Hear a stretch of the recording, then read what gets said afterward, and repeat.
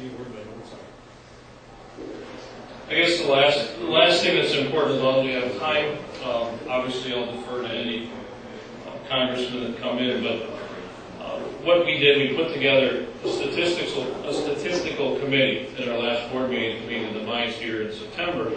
And interestingly enough, we have a PhD that sits on that committee. A lot of you heard Doc from North Carolina give his safety helmet talk called the failed paradigm, which really shows statistical insignificance. It was a 0.07% difference between states with and without helmet laws as far as fatalities when you combine them.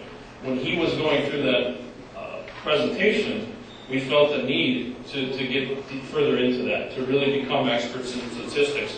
For a long time, we've argued freedom is our right. We've argued very passionately.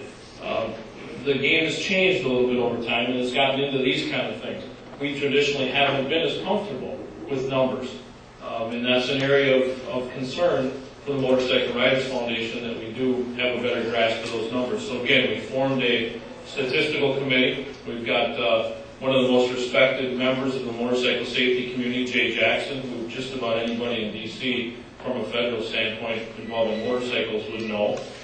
He also has some impact on the state motorcycle safety administrators program, as well as does work with the MSF, the Motorcycle Safety Foundation. So pretty well respected. We've got somebody from the state of Illinois that sits on that committee. The state of Illinois was chosen because they have a huge motorcycling population and at the same time show the largest reduction in fatalities in the country, and they have no helmet law at all. So how are they doing that? Through, again, some of the other programs we talked about, share the road right-of-way violation, being very aggressive on that, a great rider education program, etc. So those are some of the things that we need to seek out. What are they doing? How many students do they train per registered motorcyclist? How much money are they spending on each registered motorcyclist in that state? One of the alarming things that we found in a lot of our own states is the budget hasn't increased.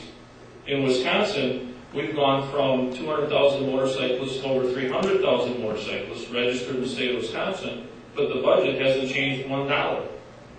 That's a problem. That means we're spending 1/3 less on motorcycle safety when we're seeing numbers like this. And believe me, although fatalities are not outpacing registrations, in fact, quite the contrary.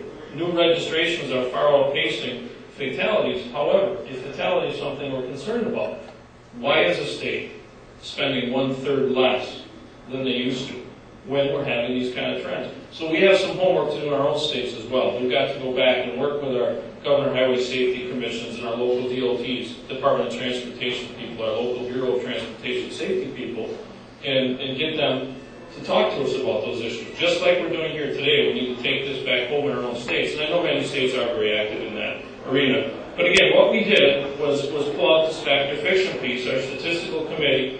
It wasn't going to be helpful to come up with 15 pages of statistics. They have them. And we'll be presenting them at our regional conferences, the Beast, the Best, in the next meeting of minds. We'll be going through some of these statistics that are very important to prove out our points, whether it be federally or back home in the state issues, such as the things on the front. What do we think works? Lobbying for state education programs, getting grant monies in the TLU program, making sure those grant monies stay in the next reauthorization bill, which will be coming up. In fact, somebody said that word to me yesterday. Those of you who know the MRF know that we spent a great deal of our time and effort when the transportation reauthorization bills come forward. They're 6-year bills. We spend probably 7 years working on the 6-year bill. So we're already working on the next one. And actually yesterday was the first time I heard it come out of, I believe it was Chairman Sensenbrenner, that said, the next one's coming up. You guys have what you're going to do ready. Well, pretty much we do. So again, presenting Share the Road programs, introducing right away. So again, we went through the programs that we know are effective across our 50 states in this nation, and really trying to verify that the states that are having a reduction in fatalities actually are embracing these programs and using them properly and getting their proper share of monies spent. And then we went through some of the errors that we're seeing with some of NHTSA's numbers, some of the vehicle mile travel. For example, the most graphic, of course, is the NHTSA saying that the state of South Dakota has no vehicle miles traveled. Well, I go there every year with 350,000 of my best friends called Sturgis Rally Races, and there are motorcycles riding around there, guaranteed. There's millions and millions of miles. If you took those millions and millions of miles and threw them into the pile, what happens to the number of vehicle miles, the fatalities per vehicle miles traveled? It goes down quite a bit. So we're just asking for some accuracy. If we're going to use these numbers, we've got to be accurate in them, because we're making conclusions based on wrong information.